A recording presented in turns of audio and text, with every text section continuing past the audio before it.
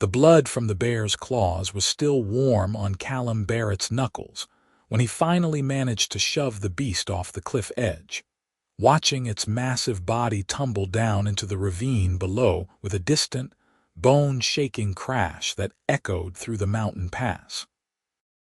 His chest heaved with exertion, every muscle in his body screaming protest.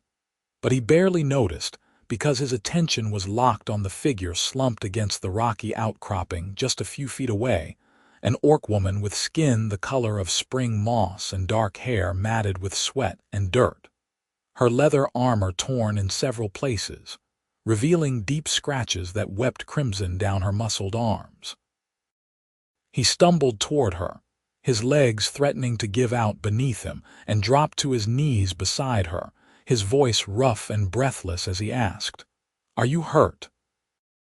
The orc woman's eyes, a striking amber color that seemed to glow even in the fading afternoon light, flickered open and focused on him with obvious confusion.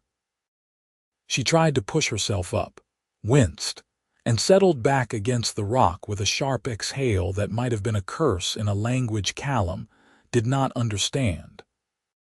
Her gaze traveled from his face to his bloodied hands, then to the cliff edge where the bear had disappeared, and back to him again, as if she could not quite process what had just happened. "I asked if you are hurt," Callum repeated, reaching out instinctively to check the wounds on her arm, then hesitating when he remembered all the stories he had heard about orcs, how they were dangerous, how they killed humans without mercy, how touching one without permission might result in losing a hand. But she was bleeding, and he had just fought off a bear to save her life, so surely that counted for something. "I am not dead," she said finally, her voice lower and rougher than he had expected, with an accent that turned her words slightly musical. "That is more than I thought I would be a moment ago." Callum let out a breath he had not realized he was holding and sat back on his heels, suddenly aware of how much pain he was in. His ribs ached where the bear had caught him with one massive paw, his hands were torn and bleeding from grabbing the creature's fur and prying at its jaws, and his shoulder felt like it had been wrenched half out of its socket. But none of that mattered right now. "Can you stand? We need to get away from here in case there are more bears, or in case that one had cubs nearby." The orc woman studied him for a long moment, her expression unreadable, then nodded slowly. She braced one hand against the rock and tried to lever herself up, but her leg gave out beneath her, and she would have fallen if Callum had not caught her, his arm going around her waist to steady her. She stiffened at the contact, every muscle going taut, and for a heartbeat he thought she might shove him away or worse. Instead, she simply stood there, her weight leaning into him slightly, her breath coming in shallow pants. "Your leg," Callum said, glancing down and seeing the way she was holding it. "Did the bear get you there too?" "No," she shook her head, her jaw tight. "I fell down the slope trying to get away from it. I think I twisted my ankle badly, maybe broke it. Hard to tell with all the—" She gestured vaguely at the rest of her injuries. Callum looked around, assessing their situation. They were high up in the mountain pass, at least an hour's walk from the nearest settlement, which happened to be a small human village called Fernwick, where Callum had been living for the past 3 years. The sun was already starting to sink toward the western peaks, painting the sky in shades of orange and pink, which meant they had maybe 2 hours of good light left. Not enough time to make it back to Fernwick, especially not with the orc woman injured. "There is a shepherd's hut about 20 minutes from here," he said, making a decision. "It is not much, but it has a roof and walls, and I can get a fire going.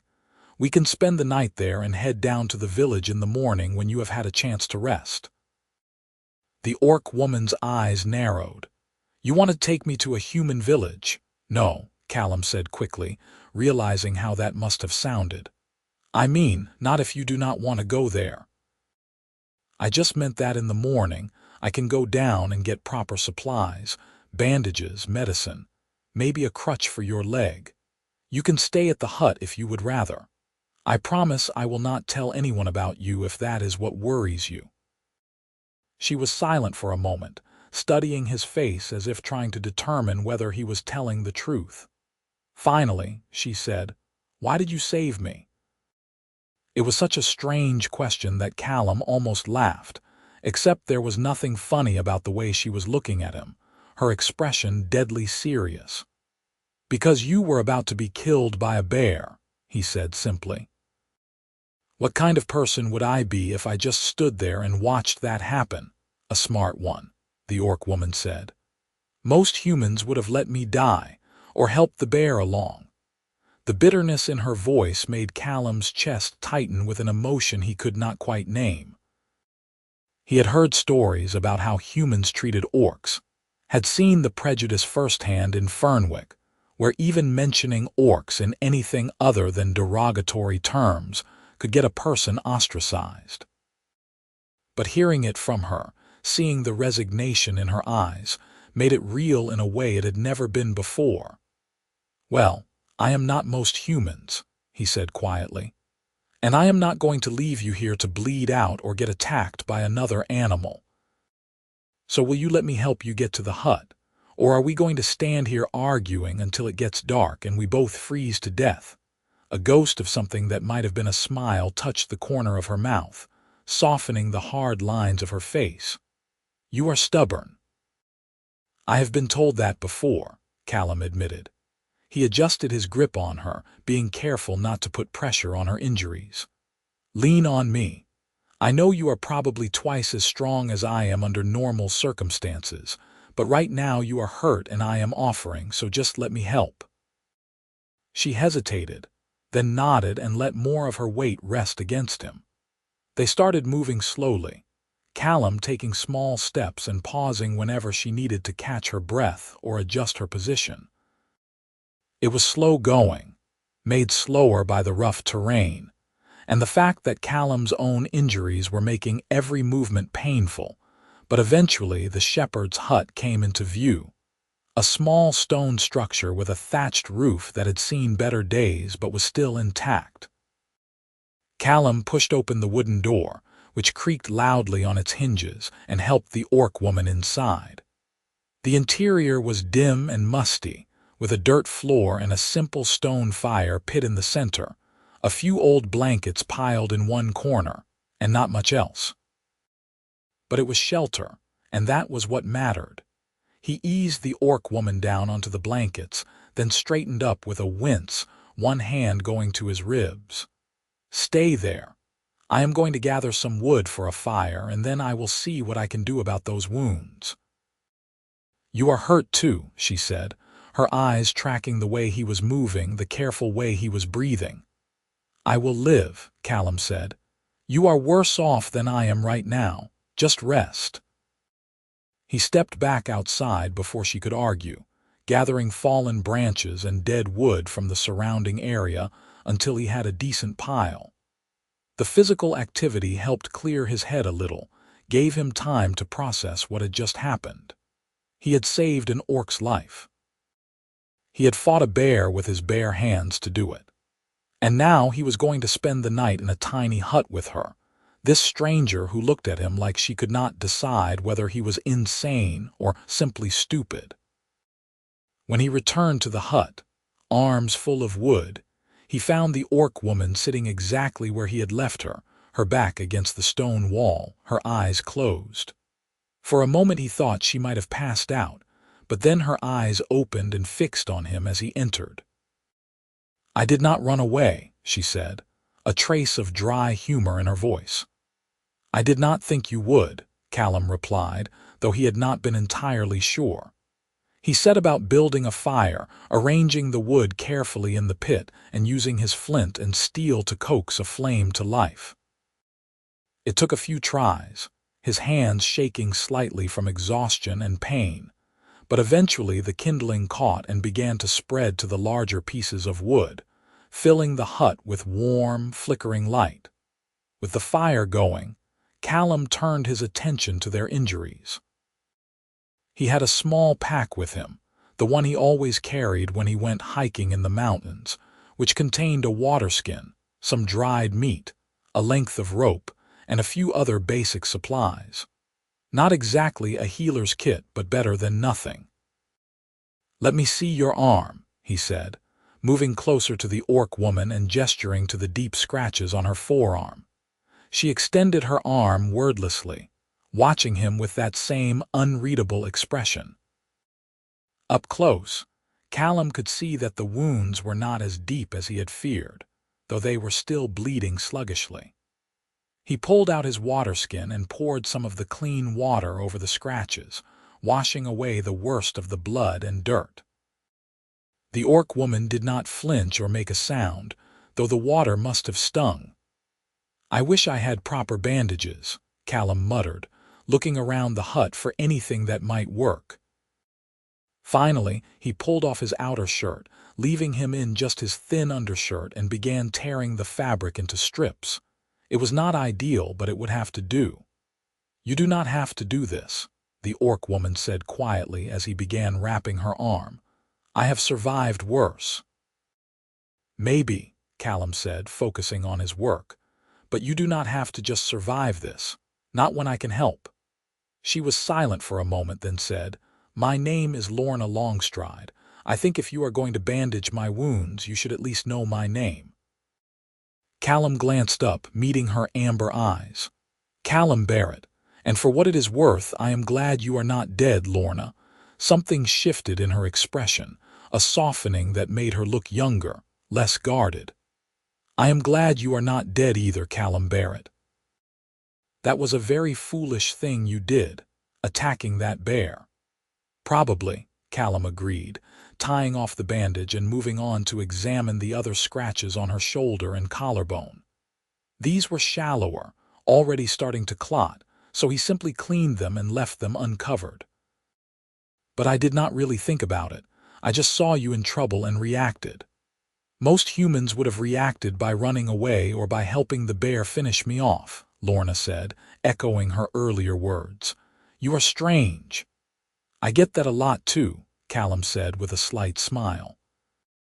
He sat back, wiping his hands on what was left of his shirt.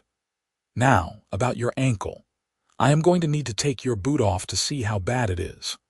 Lorna grimaced but nodded, and Callum carefully unlaced the worn leather boot on her injured foot, easing it off as gently as he could. Even so, she inhaled sharply through her teeth when the boot came free, revealing an ankle that was already swollen to nearly twice its normal size and darkening with bruises. "That looks painful," Callum said, which was possibly the understatement of the year. "It is," Lorna confirmed, her voice tight. Callum gently probed the swollen flesh, trying to determine if the bone was broken or just badly sprained. Lorna tensed but did not pull away, and after a moment he sat back. "I do not think it is broken, but it is a bad sprain. You need to stay off it for at least a few days, keep it elevated and wrapped if possible." "I do not have a few days," Lorna said, frustration creeping into her voice. "I need to get back to my clan. They are expecting me, and if I do not return soon, they will think something has gone wrong." "Something has gone wrong," Callum pointed out. "You were attacked by a bear and injured your ankle. I am sure they will understand if you are delayed." Lorna's expression darkened. "You do not know my clan. They do not tolerate weakness, especially not from someone like me." There was something in the way she said it that made Callum pause. "What do you mean, someone like you?" She looked away, her jaw tight. "I am not pure orc.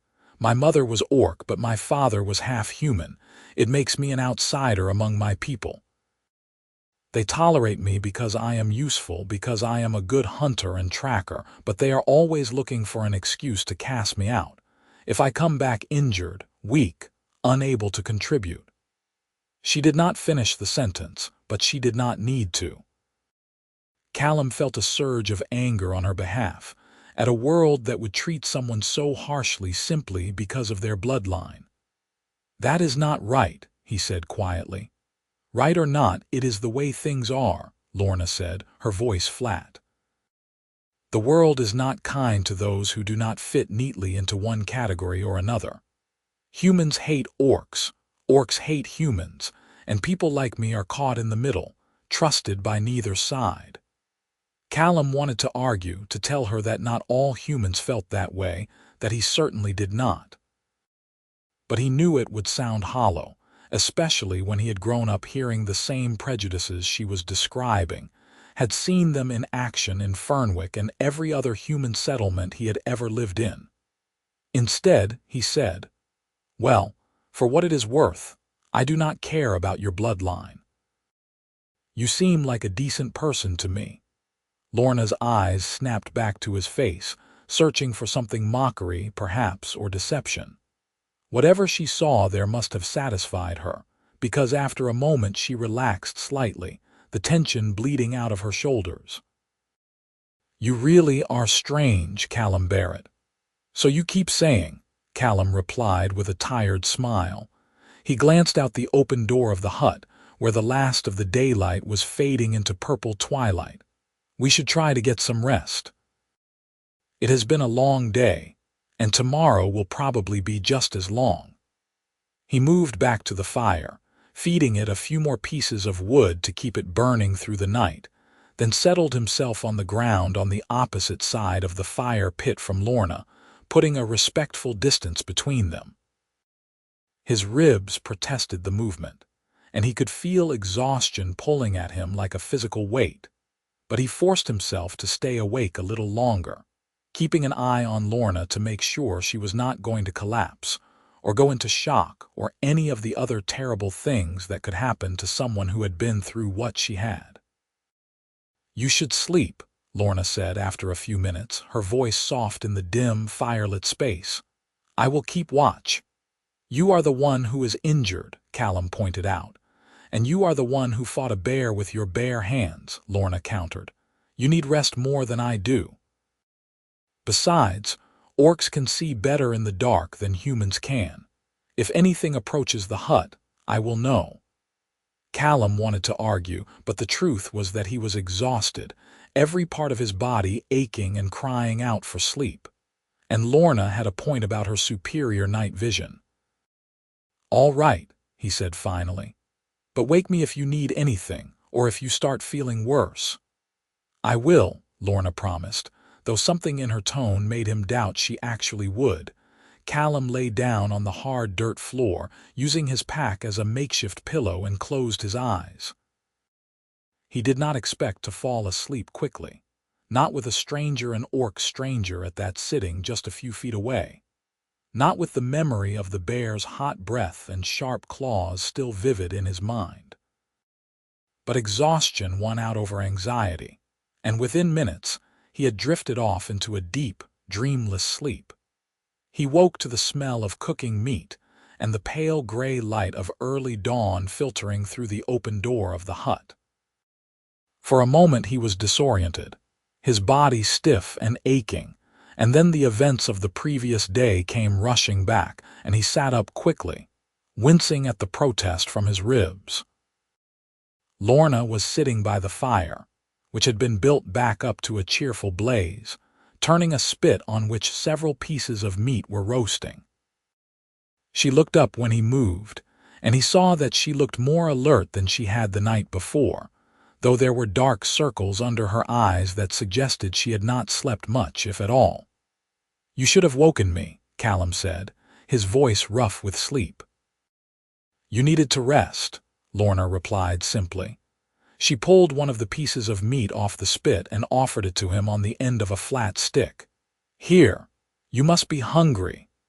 Callum's stomach growled in response, reminding him that he had not eaten since early the previous morning. He took the offered meat, which looked like rabbit, and bit into it, savoring the hot, smoky flavor. "Where did this come from?" "I set a snare last night," Lorna said, taking a piece for herself. "There is a rabbit warren not far from here. I did not have to go far, even with my ankle."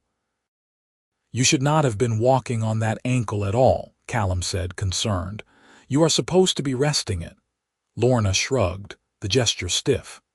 I do not need you to take care of me, Callum Barrett. I can take care of myself.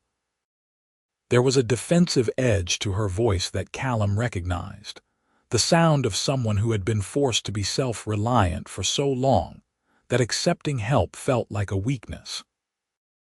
He knew that feeling well, had spent years after his parents died learning to survive on his own, never wanting to be a burden to anyone. I know you can take care of yourself, he said carefully, but that does not mean you have to do it alone, not when you are hurt. Let me help, at least until your ankle heals enough for you to travel safely. Lorna studied him for a long moment, her expression unreadable in the dim morning light. Finally, she said, Why do you care? You do not even know me. For all you know, I could be a raider or a thief. I could slit your throat while you sleep and take whatever you have. Could you? Callum asked, meeting her gaze steadily. Are you a raider or a thief? No, Lorna admitted, but you have no way of knowing that. Maybe not, Callum said, but I am choosing to trust you anyway. The same way you are choosing to trust me by sitting here eating rabbit with me instead of running away or attacking me. Maybe we are both taking a risk, but I think it is a risk worth taking. Lorna looked down at the piece of meat in her hand, her expression thoughtful. You are very strange, Callum Barrett, she said for the third time, but this time there was something almost fond in her tone. They ate in comfortable silence, watching the fire burn down to embers as the sun continued to rise outside. When they had finished, Callum stood and stretched, testing his various injuries. His ribs still hurt, but not as badly as they had the day before, and his hands, though bruised and scabbed, were already starting to heal. He was young and strong, and he had been through worse. I am going to go down to the village, he said, making a decision. I should be back by midday with proper supplies, bandages, medicine, food, maybe a walking stick for you. Will you be all right here by yourself? Lorna's eyes narrowed. I told you I can take care of myself. I know, Callum said patiently, but will you be all right? That is a different question. She hesitated, then nodded. I will be fine, just be careful. If your village is like most human settlements, they will not take kindly to you helping an orc. I will be careful, Callum promised. And I will not tell them about you. As far as anyone in Fernwick needs to know, I spent the night in this hut by myself after getting caught out in the mountains too late to make it back before dark. The walk down to Fernwick took Callum a little over an hour, his pace slower than usual because of his lingering injuries. The village was just beginning to wake up when he arrived, smoke rising from chimneys as people started their morning fires, shutters being thrown open to let in the cool mountain air. Fernwick was a small place, maybe 50 families in total, most of them farmers or shepherds who eked out a living from the rocky soil and steep pastures. Callum went straight to the general store, which was run by an older woman named Martha Fletcher, who had always been kind to him, even when he had first arrived in Fernwick 3 years ago with nothing but the clothes on his back and a haunted look in his eyes. She looked up from behind the counter when he entered, her lined face breaking into a warm smile that faded quickly when she got a good look at him. Callum, what in the world happened to you? She asked, coming around the counter to get a better look at his injuries. You look like you got into a fight with a mountain cat. It was a bear, actually, Callum said, trying to make light of it. I was up in the high pass yesterday and ran into one. We had a disagreement about who had the right-of-way. Martha's eyes widened. A bear. Callum, you could have been killed. Are you all right? Should I send for the healer? I am fine, really, Callum assured her, though he knew he looked far from fine. Just bruised and scraped up, but I do need some supplies, bandages, something for pain, antiseptic if you have it. And maybe some extra food. Martha bustled around the store, gathering items and piling them on the counter. You need to be more careful up in those mountains, she scolded gently. "I know you like your solitude, but it is dangerous up there, especially with bears about. You are lucky you made it out alive." "I know," Callum said. "Believe me, I know." He paid for the supplies with the last of his coins, making a mental note that he would need to find some work soon to replenish his funds, and packed everything into his bag. Martha also insisted on throwing in some fresh bread and cheese, refusing to take any payment for them, and Callum thanked her with genuine gratitude before heading back out into the village. He was almost to the edge of town when he heard a familiar voice call his name. "Callum, hold up." Callum turned to see a man about his own age jogging toward him, red-faced and slightly out of breath.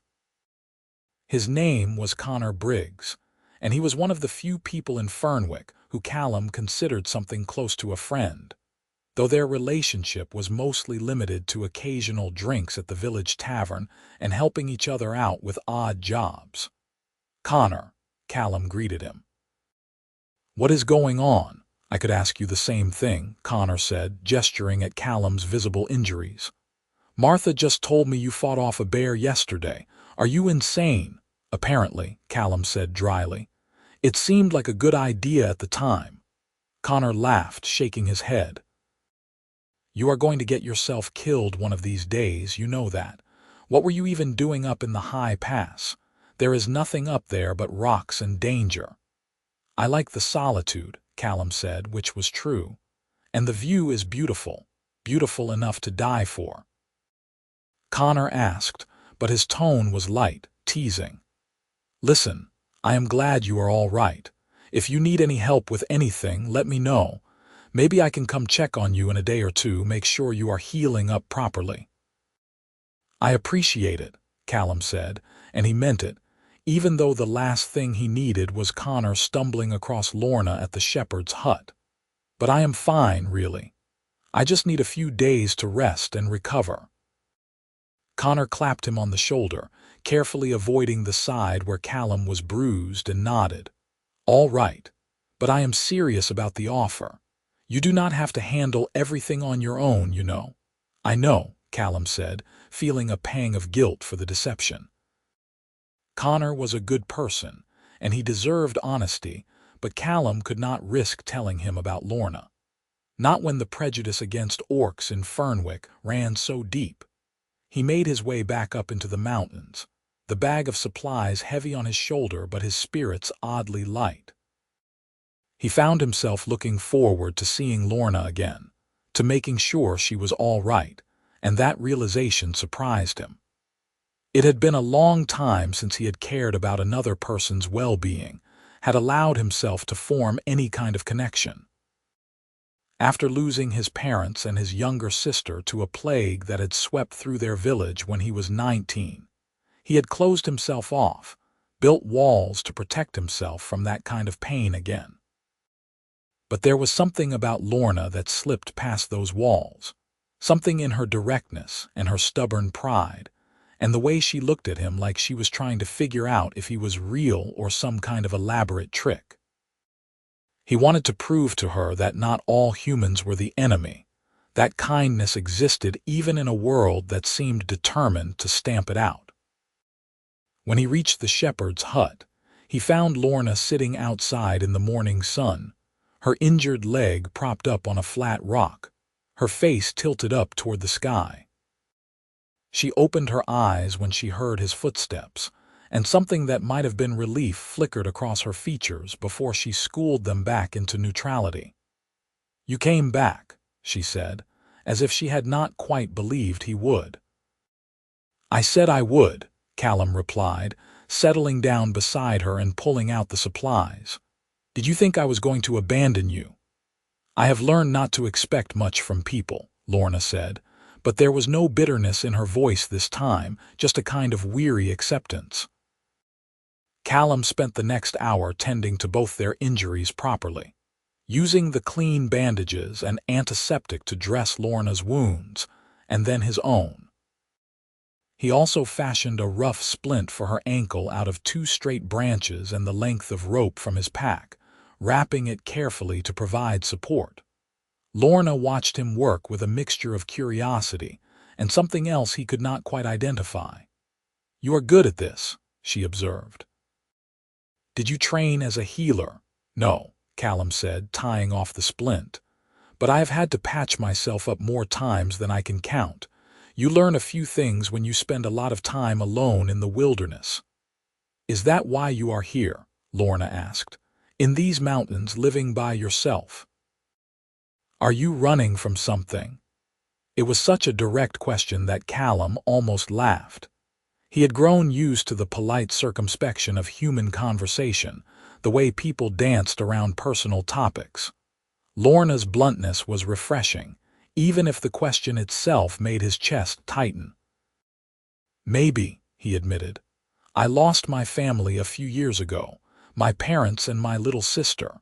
There was a plague and I was the only one who survived. After that, I could not stay in the place where we had been happy. Everything reminded me of them, of what I had lost. So I left, kept moving until I found Fernwick, and even that felt too crowded sometimes. The mountains are quiet, peaceful. I can think up here." Lorna was silent for a moment, and when Callum looked up, he saw understanding in her eyes, the kind that came from personal experience. "I know what it is like to lose family," she said quietly. "My mother died when I was young, killed by human soldiers who raided our camp. My father raised me after that, but he was never the same. He died a few years later, and I have been on my own ever since, trying to find a place where I belong." "Have you found it?" Callum asked. "With your clan?" Lorna shook her head slowly. "No, I told you I am an outsider there, tolerated but never truly accepted. But where else can I go? Humans hate me because I am orc. Orcs distrust me because I am part human. There is nowhere I fit." The pain in her voice made Callum's heart ache. He reached out without thinking and covered her hand with his, a simple gesture of comfort. "I am sorry. You deserve better than that." Lorna looked down at their hands, her expression startled, but she did not pull away. "You are very kind, Callum Barrett, kinder than I expected any human to be." "You keep saying that like it is a bad thing," Callum said with a slight smile. "Kindness can be dangerous," Lorna said seriously. "It makes you vulnerable. It makes you care about things you should not care about." "Maybe," Callum agreed. "But the alternative is being alone and bitter and never connecting with anyone. That does not sound like much of a life to me." They sat in comfortable silence for a while, the morning sun warming their faces, the mountain breeze carrying the scent of pine and wildflowers. Callum found himself acutely aware of the fact that his hand was still covering Lorna's, of the warmth of her skin and the way she seemed to be relaxing incrementally, as if allowing herself to believe, just for a moment, that she was safe. Over the next few days, they fell into an easy routine. Callum hunted and gathered food, tended the fire, and kept watch at night while Lorna rested and let her ankle heal. During the days, they talked about their lives, their losses, their hopes and fears. Callum learned that Lorna was an exceptional tracker and hunter, that she had a dry sense of humor that caught him off guard and made him laugh, that she was far more educated than he had expected, having taught herself to read from books scavenged from abandoned human settlements. Lorna, in turn, learned that Callum had once dreamed of being a scholar, that he could identify dozens of different plants and their medicinal properties, that he played a simple wooden flute that he had carved himself, and would sometimes play soft, melancholy tunes in the evening. She learned that he was patient and thoughtful, that he never pushed her to share more than she wanted to, that he seemed genuinely interested in her as a person rather than seeing her as a monster or a curiosity. It was on the fourth day, when Lorna's ankle had healed enough for her to walk short distances with the aid of the walking stick Callum had made for her, that things began to shift between them. They had gone for a short walk around the area near the hut. Lorna leaning on the stick and moving slowly but steadily, and had stopped to rest near a small stream that tumbled down the mountainside in a series of miniature waterfalls. "I should probably head back to my clan soon," Lorna said, though her tone lacked conviction.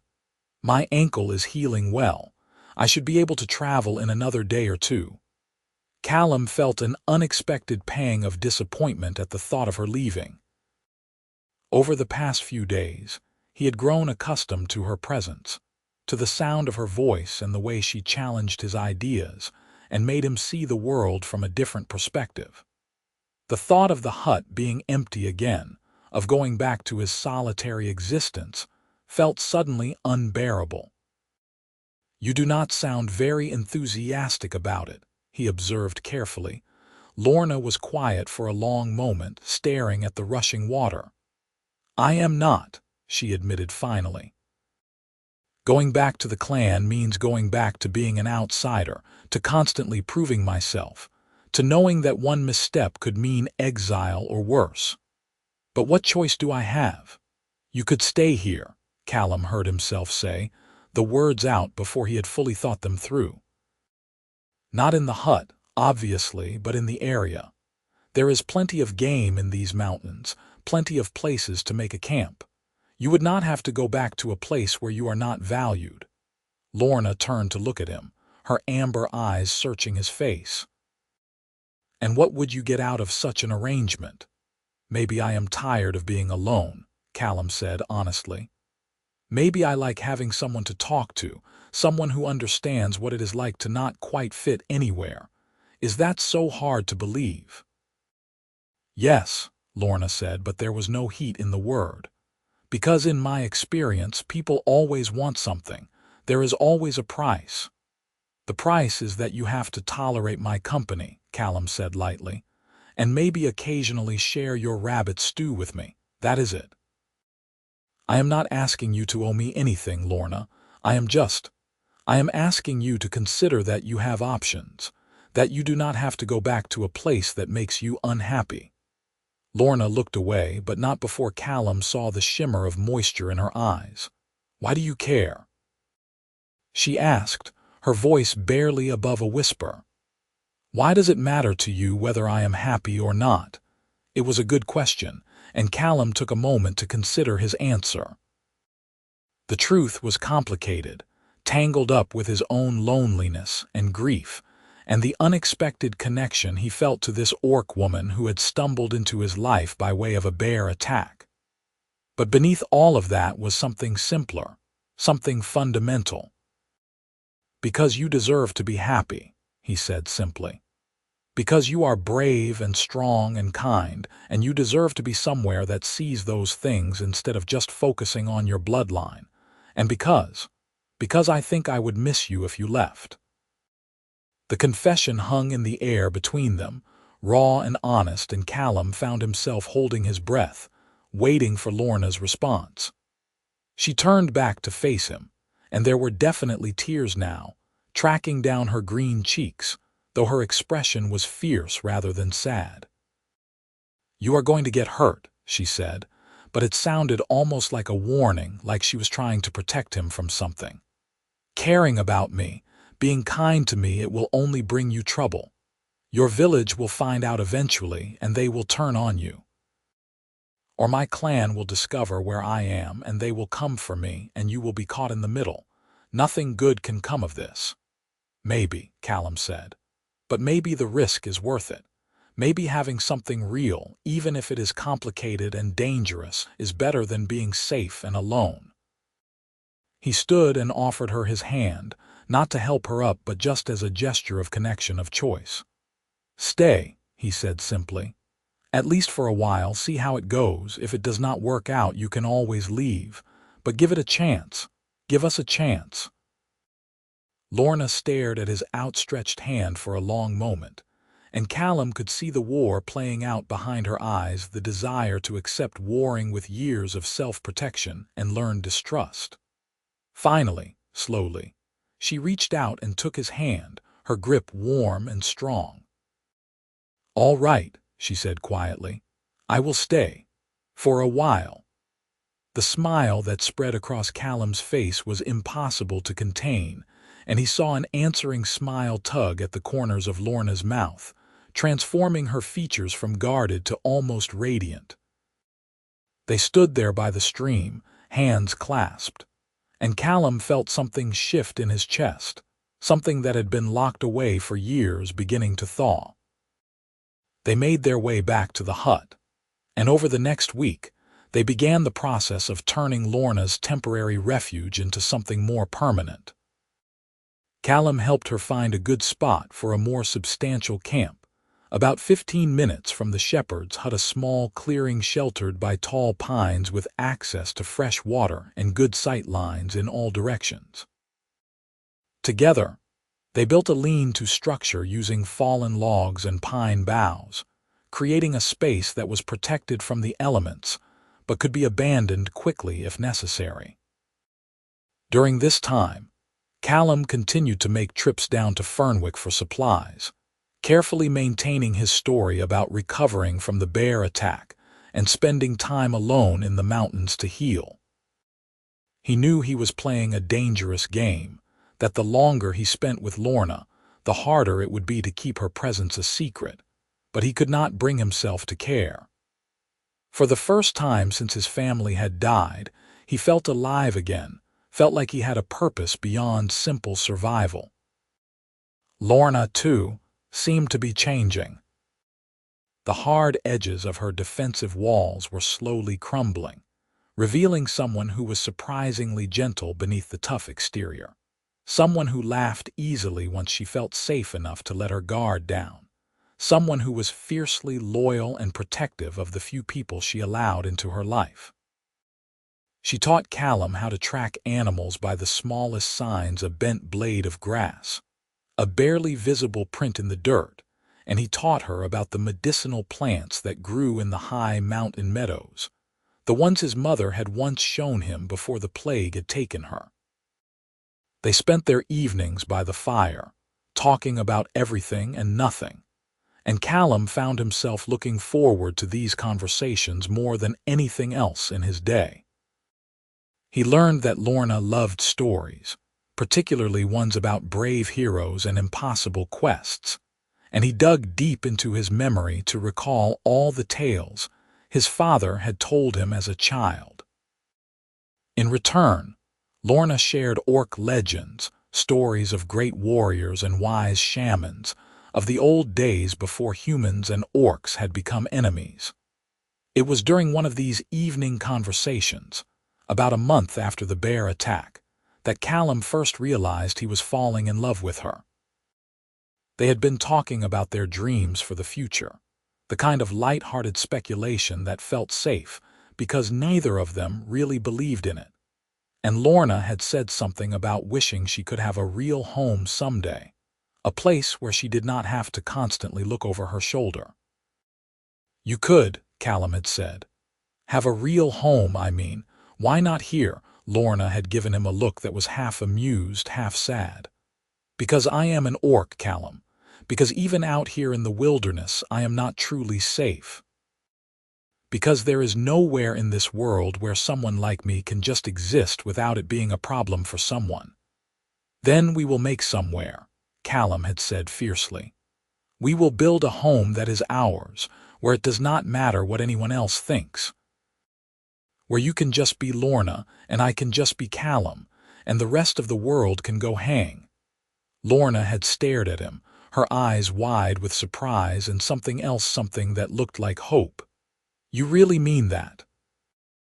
"I do," Callum had said. And in that moment he had understood with perfect clarity that he would do anything for this woman, would fight bears and face down prejudice and build a life from nothing if it meant she could be happy. The realization was terrifying and exhilarating in equal measure, and he had to look away, suddenly afraid that his feelings were written too clearly on his face. But Lorna had seen anyway. She had reached out and touched his cheek, turning his face back toward her, and when he met her eyes, he saw that she understood, that maybe she felt the same way. "Callum," she had said softly, and there was a world of emotion in the single word. He had leaned in, giving her every opportunity to pull away, and when she did not, when she closed the distance between them instead, he had kissed her.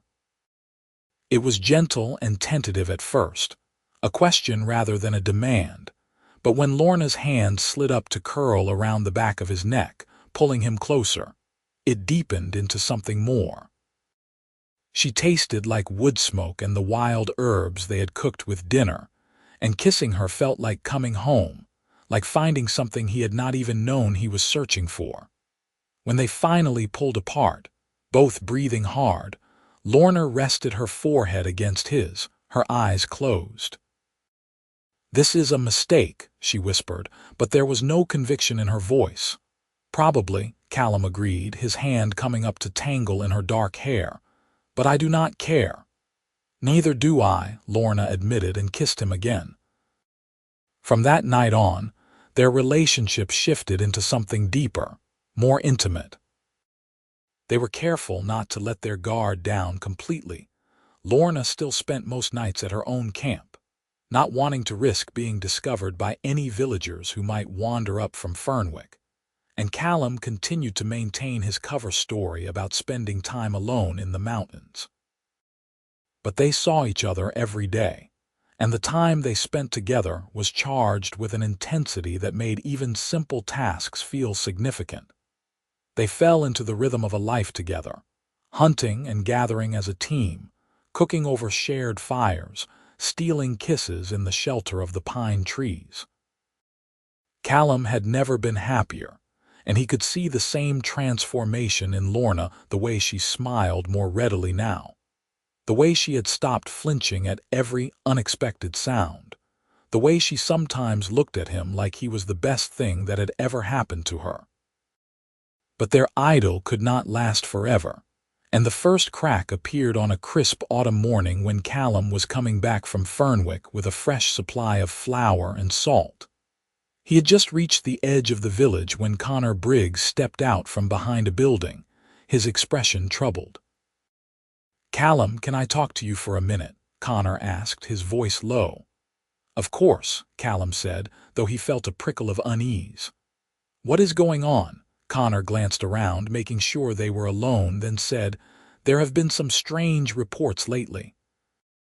Hunters claiming they have seen signs of someone living up in the high country, someone big and strong, from the way the tracks look. And there was a rabbit snare found near the old shepherd's hut that definitely was not set by anyone from the village." Callum kept his expression carefully neutral. "Could just be a drifter passing through. It happens sometimes." "Maybe," Connor said, but he did not sound convinced. "But some of the men are talking about organizing a hunting party, going up there to investigate. They are worried it might be orcs scouting the area, planning a raid." Callum's blood ran cold. That is a big leap from finding a rabbit snare to assuming orc raiders. "I know," Connor said with a sigh, "but you know how people are. They get scared and they start seeing threats everywhere. I just wanted to warn you in case you have seen anything up there.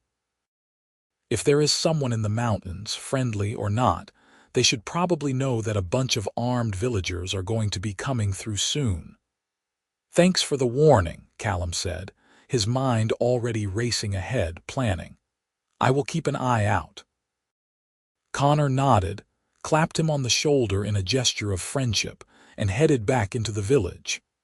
Callum stood there for a moment, heart pounding, then turned and started running back up the mountain path. He needed to warn Lorna, needed to get her somewhere safe before the hunting party arrived.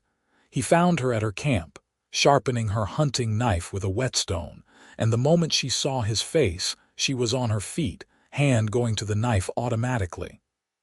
"What happened?" "There is going to be a hunting party from the village," Callum said breathlessly. "They found signs of someone living up here, and they think it might be orc raiders. They are planning to come up here and investigate." Lorna's face went carefully blank, but Callum could see the fear in her eyes.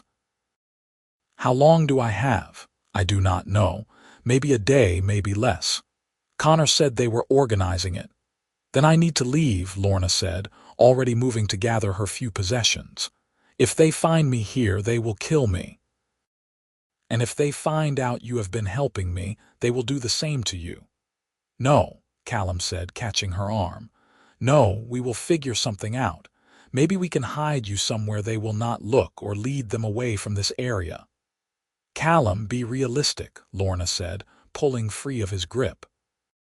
"This was always going to happen. We both knew it. We just got lucky that we had as much time as we did." "I am not letting you go," Callum said fiercely.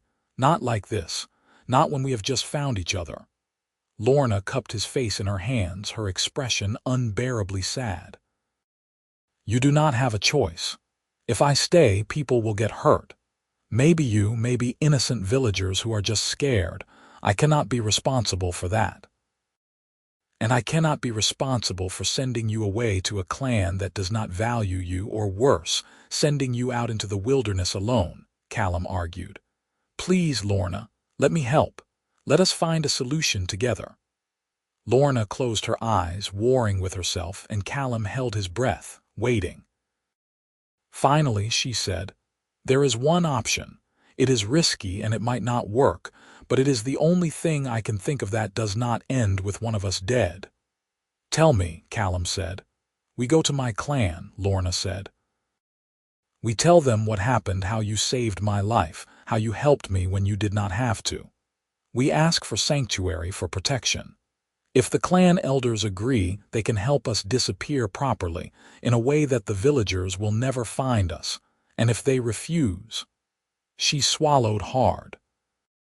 "If they refuse, at least you will have tried, and you can go back to Fernwick with a clear conscience." "And what about you?" Callum asked.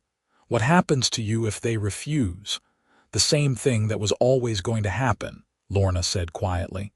"I will survive somehow, I always do." Callum shook his head. "No. If we do this, we do it together. If they refuse to help, then we find somewhere else, somewhere far from here where neither humans nor orcs can find us. But I am not letting you face this alone." Lorna's eyes widened, and for a moment she looked stunned, as if the idea of someone standing by her no matter what was completely foreign. Then her expression crumpled, and she pulled him into a fierce embrace, her face buried against his shoulder. "You are insane," she said, her voice muffled. "Completely and utterly insane." "I know," Callum said, wrapping his arms around her and holding on tight. "But I am not letting you go." They spent the rest of the day preparing for the journey to Lorna's clan. It was a 2-day trek through rough mountain terrain, and they would need to travel fast to stay ahead of the hunting party. Lorna insisted on scouting ahead, using her superior tracking skills to make sure they did not accidentally run into any villagers, while Callum packed what supplies they would need. They set out just after sunset, moving through the darkening forest with Lorna leading the way. She navigated the mountain paths with a confidence that spoke of years of experience, never hesitating even when the trail became nearly invisible in the darkness. Callum followed close behind, trusting her completely, and tried not to think about what they were walking into. They traveled through the night, stopping only briefly to rest when the terrain became too treacherous to navigate safely in the dark. As the first light of dawn began to paint the eastern sky pink and gold, they crested a ridge and Lorna pointed down into the valley below. "There," she said. "That is where my clan is camped." Callum looked down and saw a sprawling collection of tents and rough wooden structures clustered around a central fire pit, smoke rising lazily into the morning air. He could see figures moving between the tents, orcs going about their morning routines, and felt his stomach clench with nerves. This was it. There was no going back now. "Are you sure about this?" Lorna asked, giving him one last chance to change his mind. "I am sure," Callum said, reaching for her hand and lacing their fingers together. "Whatever happens, we face it together." They made their way down into the valley, and it was not long before they were spotted.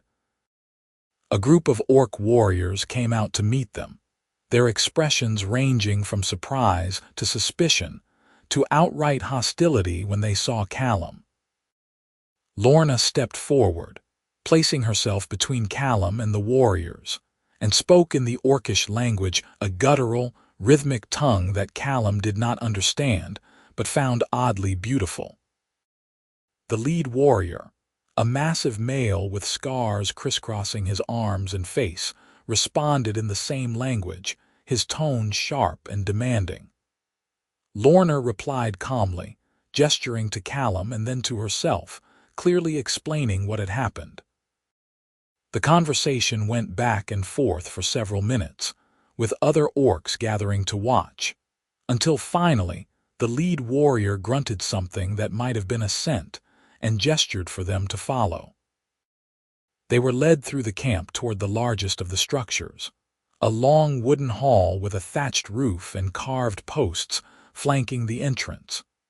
Inside, seated on a raised platform at the far end, was an elderly orc woman with silver-streaked hair and eyes that seemed to miss nothing.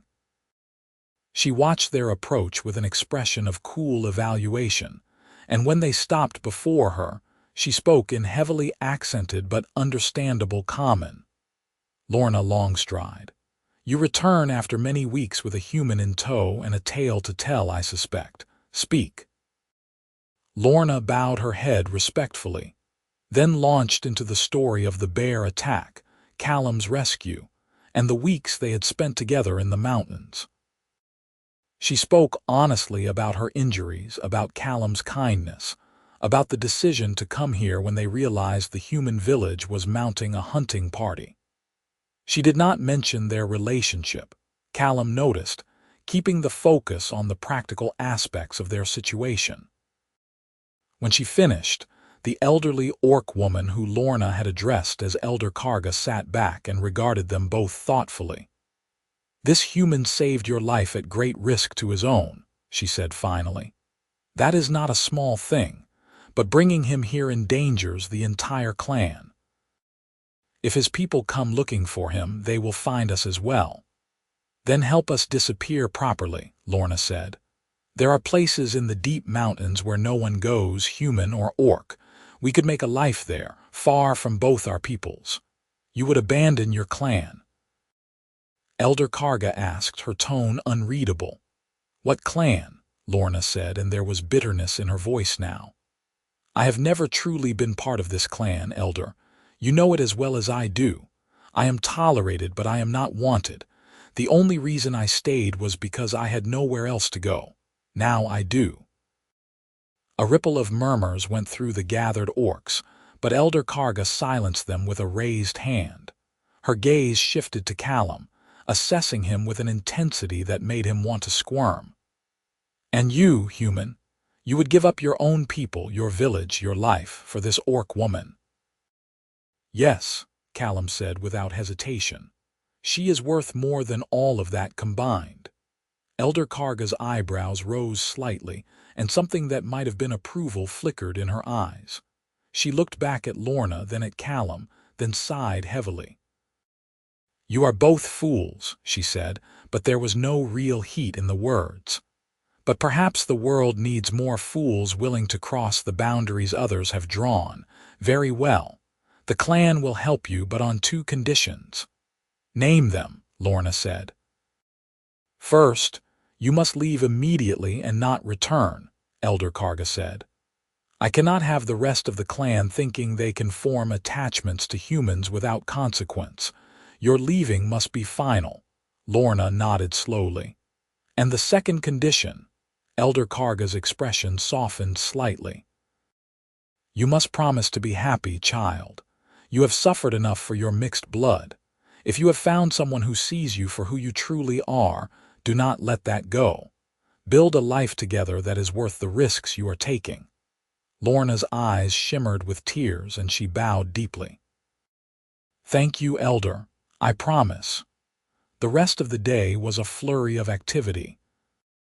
The clan provided them with supplies, food, warm clothing, blankets, tools, even a small tent, and several of the warriors gave them detailed directions to a valley deep in the mountains that was rumored to be fertile and sheltered but difficult to access. It was a place where they could build a home without fear of discovery if they were willing to work for it.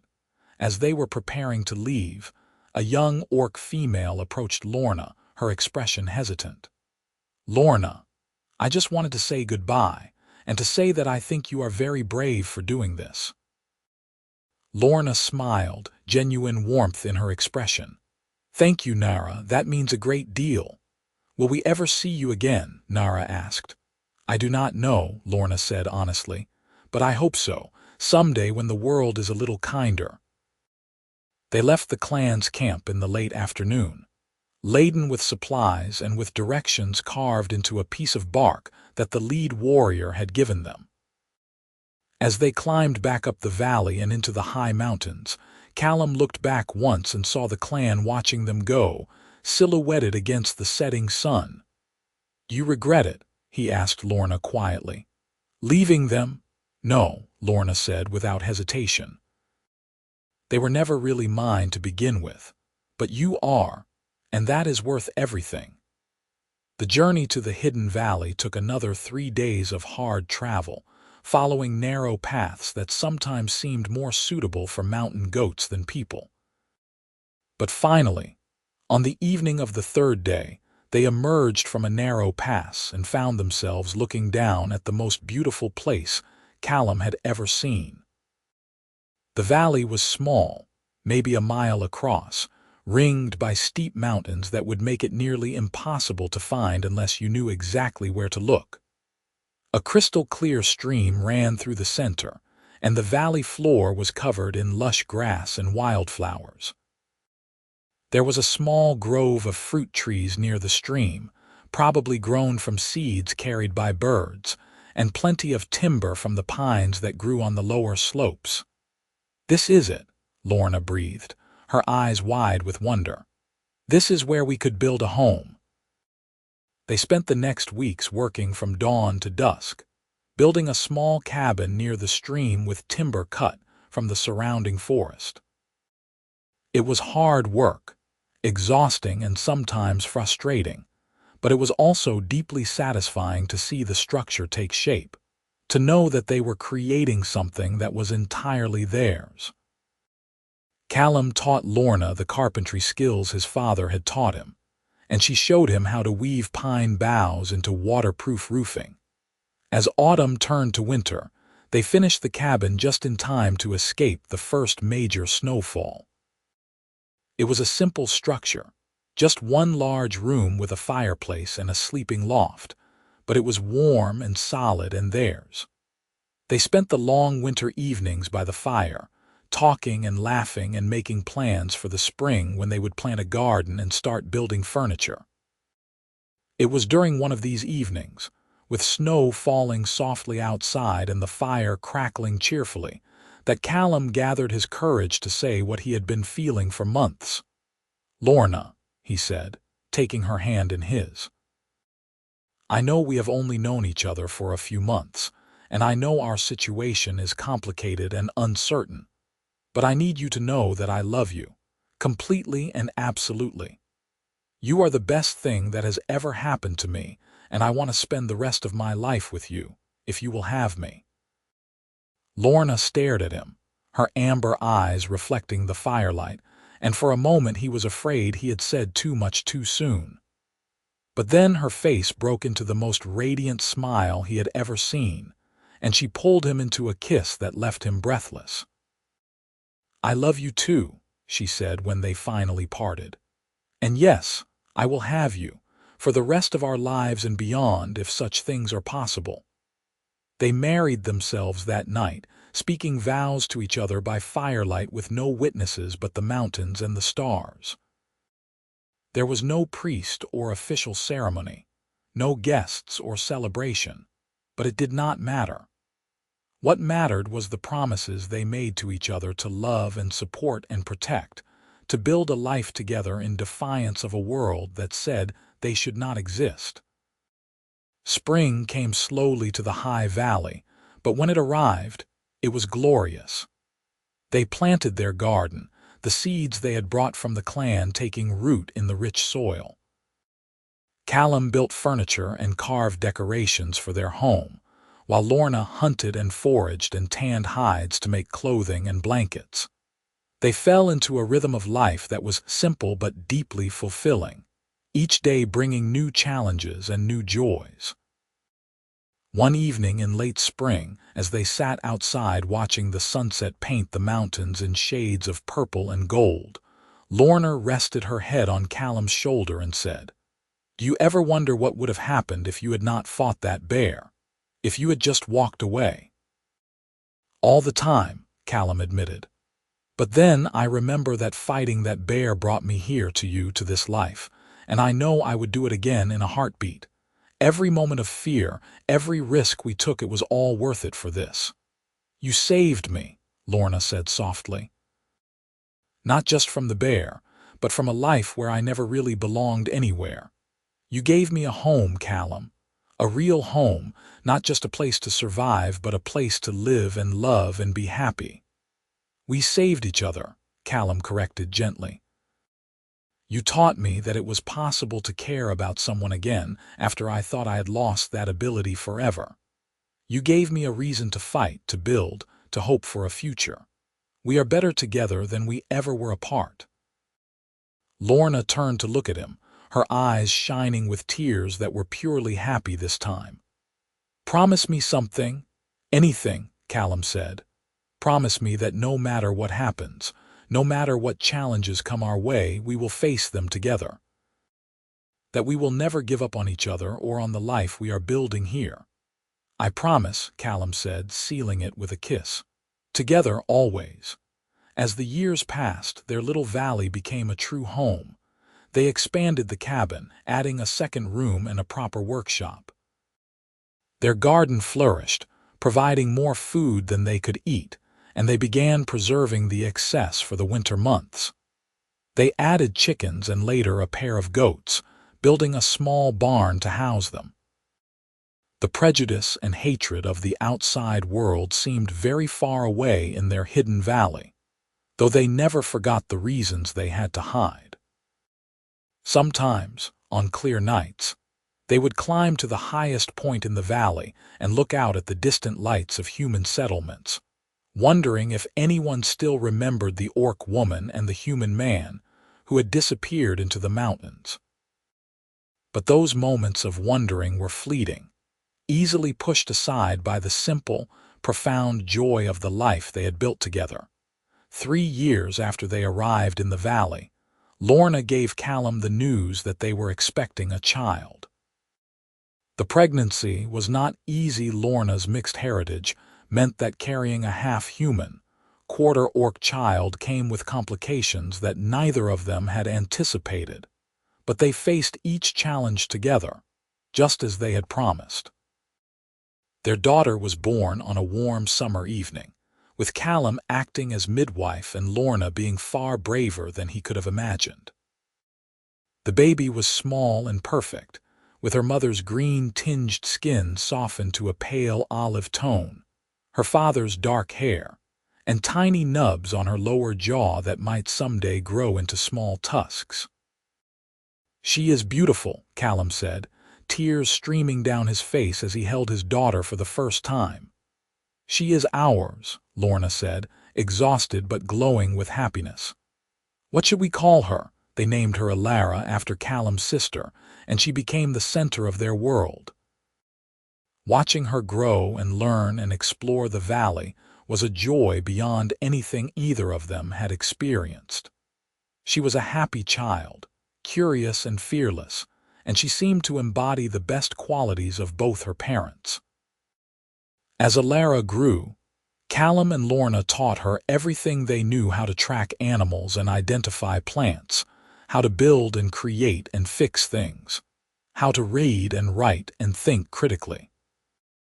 But more importantly, they taught her about love and acceptance, about the fact that her mixed heritage was not something to be ashamed of, but rather something to be celebrated. They told her the story of how they met, how Callum had saved Lorna from a bear and then asked if she was hurt, and how that simple act of kindness had changed both their lives forever. "Will we ever be able to leave the valley?" Alara asked one day when she was about 6 years old. "Will we ever be able to go to human villages or orc clans?" Callum and Lorna exchanged glances, and it was Lorna who answered. "Maybe someday, little one. The world is changing slowly. Maybe by the time you are grown, it will be safe for people like us to exist without hiding. But until then, we have everything we need right here." "I hope the world changes soon," Alara said seriously, "because I want everyone to know how wonderful you both are. It seems unfair that you have to hide." "The world is not always fair," Callum said, pulling his daughter onto his lap. "But we make the best of what we have, and we try to create spaces where fairness and kindness can exist. That is what your mother and I have done here, and that is what we will teach you to do as well." Years continued to pass, marked by the changing seasons and the milestones of Alara's growth. Callum and Lorna grew older, their faces gaining lines and their hair showing threads of silver, but their love for each other never dimmed. If anything, it grew stronger with each passing year, tempered by the challenges they had faced and the life they had built together. On their 10th anniversary in the valley, counted from the day they had first arrived, and decided to make it home, they stood together at the edge of the stream where they had first glimpsed their future. Alara was playing nearby, chasing butterflies through the wildflowers, and the sight of her made Callum's heart swell with gratitude for the path his life had taken. "You remember what you said to me the day we met?" Lorna asked, slipping her hand into his. "I asked if you were hurt," Callum said, remembering that moment with perfect clarity, the blood, the fear, the confusion in her eyes. "You did more than that," Lorna said. "You saw me. Not a monster or an enemy, just a person who needed help. You could have walked away, could have let the bear finish what it started, and no one would have blamed you. But you did not, and that choice changed everything." "I am glad I made that choice," Callum said simply. "Every single day, I am grateful that I was in the right place at the right time to meet you." "We were both lucky," Lorna said, leaning her head on his shoulder. "Lucky to find each other, lucky to find this place, lucky to have built this life. Not everyone gets a second chance at happiness." "No," Callum agreed, "but we did, and we made the most of it." They stood there in comfortable silence, watching their daughter play, listening to the sound of the stream and the wind in the pines. The world beyond their hidden valley was still complicated and often cruel, still divided by prejudice and fear. But here, in this small pocket of peace they had carved out for themselves, love was enough, kindness was enough. And the simple act of choosing compassion over indifference had created something beautiful and lasting. Callum thought back to the person he had been before meeting Lorna, lonely, grief-stricken, going through the motions of living without really feeling alive. And he thought about the person he was now, a husband, a father, a partner in every sense of the word, someone who woke up each morning grateful for another day with the people he loved. "Thank you," he said quietly. Lorna looked up at him, puzzled. "For what?" "For trusting me," Callum said. "For taking a chance on a strange human who fought a bear with his bare hands and then asked if you were hurt. For building this life with me. For loving me even when it was complicated and dangerous. For everything." Lorna smiled, the expression transforming her face from beautiful to radiant. "You do not need to thank me for any of that. You are my home, Callum Barrett. You have been from the moment you stepped between me and that bear, even if I did not know it then. Wherever you are, that is where I belong. And you are mine," Callum said, pulling her close and kissing her forehead. "My home, my heart, my everything." Alara came running up then, breathless and laughing, her small hands full of wildflowers. "Look what I found. Can we make a crown like you showed me, Mama?" "Of course," Lorna said, settling down on the grass with their daughter and beginning to weave the flowers together. Callum sat beside them, content to watch and occasionally hand over a flower when asked, marveling at the simple perfection of the moment. This was what he had fought for, what they had both risked everything to have, these quiet moments of domestic happiness, the freedom to love without fear, the ability to raise their daughter in a place where she was valued for who she was rather than judged for her heritage. It was not a grand or glorious life by conventional standards, but it was theirs, and it was more than enough. As the sun began to set, painting the valley in shades of amber and rose, the three of them made their way back to the cabin, Alara wearing her flower crown and chattering excitedly about all the things she had discovered that day. Inside, Callum started a fire while Lorna prepared dinner, and they sat down together at the table Callum had built with his own hands to share the meal and the stories of their day. Later, after Alara had been tucked into bed and was sleeping soundly in her small loft room, Callum and Lorna sat by the fire, wrapped in each other's arms, watching the flames dance and flicker. These were the moments Callum treasured most, the peaceful, intimate hours when the world was reduced to just the two of them, and the love they shared. "You think she will be happy here?" Lorna asked quietly, and Callum knew she was thinking about Alara, about the life they had given her that was both sheltered and limited by their need to remain hidden. "I think she will be happy wherever she has people who love her," Callum said. "And when she is old enough to decide for herself, we will support whatever choice she makes. If she wants to venture out into the world, to try to bridge the gap between humans and orcs, we will help her prepare for that. And if she wants to stay here and live quietly, we will celebrate that choice too." "You are a good father," Lorna said, turning to kiss him softly. "And a good man. I am so grateful the universe brought us together, even if it took a bear attack to do it." Callum laughed, the sound warm and genuine. "Well, if that is what it takes to find true love, maybe we should leave warning signs in the mountains. Beware. Bear attacks may lead to life-changing romance." Lorna laughed too, the sound musical and free, and Callum thought about how rare it had been to hear her laugh when they first met, how guarded and careful she had been. Now she laughed easily and often, secure in the knowledge that she was safe and loved and valued. That transformation alone would have been worth all the risks they had taken. They stayed up late into the night, talking and dreaming and making plans for the future. They spoke about expanding their garden, about teaching Alara to read from the books they had slowly accumulated, about maybe someday writing down their story so that future generations might understand what they had built and why. When they finally climbed into bed, exhausted but content, Callum pulled Lorna close and marveled, as he did every night, at the fact that she was real, that this was real, that he got to spend his life with this incredible woman who had somehow chosen to love him back.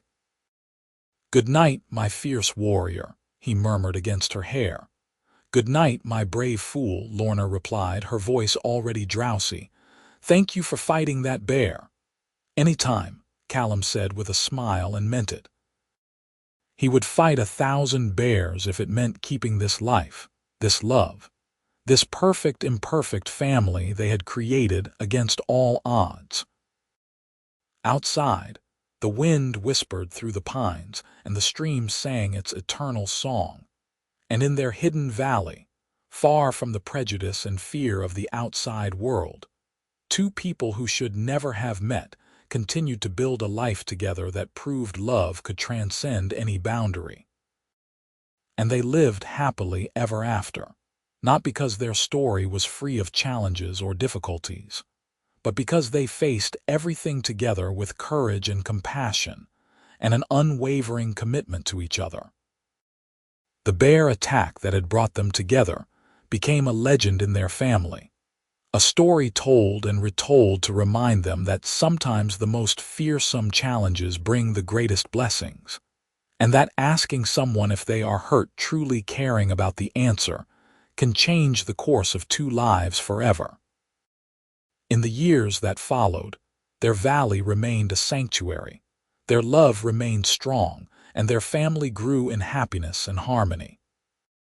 When Alara eventually had children of her own, bringing her partner to meet her parents in their mountain home, Callum and Lorna welcomed them with open arms and open hearts, extending the circle of acceptance they had created to encompass the next generation. The world beyond the valley did slowly change, as Lorna had hoped it might. Prejudices that had seemed immutable began to soften as more stories emerged of cooperation between species, of friendships, and even romances that crossed traditional boundaries. It was a gradual process, measured in decades rather than years, but it gave them hope that someday, perhaps in their grandchildren's time, people like them would no longer need to hide. But even if that day never came, even if their valley remained forever a secret refuge known only to their family, it would still have been worth it. Because they had created something precious and rare, a space where love was more important than lineage, where character mattered more than species, where two people who had every reason to be enemies had instead become partners in the truest sense of the word.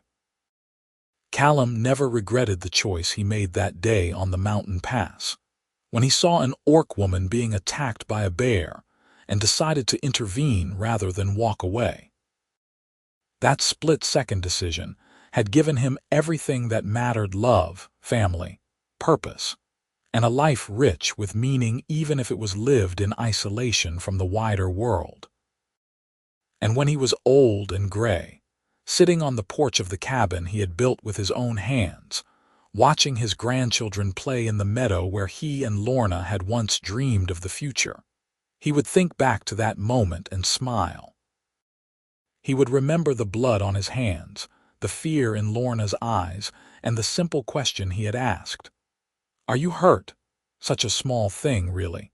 Just 3 words born of basic human decency and concern. But those 3 words had opened the door to everything that followed: trust, friendship, love, and a lifetime of shared adventures. They had been the beginning of a story that defied expectations and challenged the prejudices of an entire world. And if someone asked him whether he would do it all again, whether he would once more choose to fight a bear with his bare hands to save the life of a stranger who happened to be an orc, his answer would always be the same: yes, 1,000 times yes. Because that choice, that moment of compassion in the face of danger, had been the best decision he had ever made. The sun set on their valley once more, painting the sky in brilliant colors that rivaled the most beautiful sunsets Callum could remember. Lorna came out to sit beside him, moving a little more slowly now but still strong and vital, and took his hand in hers. They sat in comfortable silence, watching the light fade and the first stars appear, secure in the knowledge that they had built something that would last long after they were gone. Their story would be passed down through generations, a tale of courage and kindness, and the transformative power of choosing to see people as individuals rather than as members of categories. It would remind their descendants that the most important boundaries are the ones we choose to cross, and that sometimes the greatest love stories begin with the simplest acts of human compassion. And so the bear attack that could have ended in tragedy instead became the foundation of a legacy, one built on love, sustained by courage, and celebrated by all who came after. In their hidden valley in the mountains, Callum and Lorna had proven that it was possible to create a better world, even if that world was only as large as the space they shared. And that small world, full of love and laughter and acceptance, was more than enough. It was everything.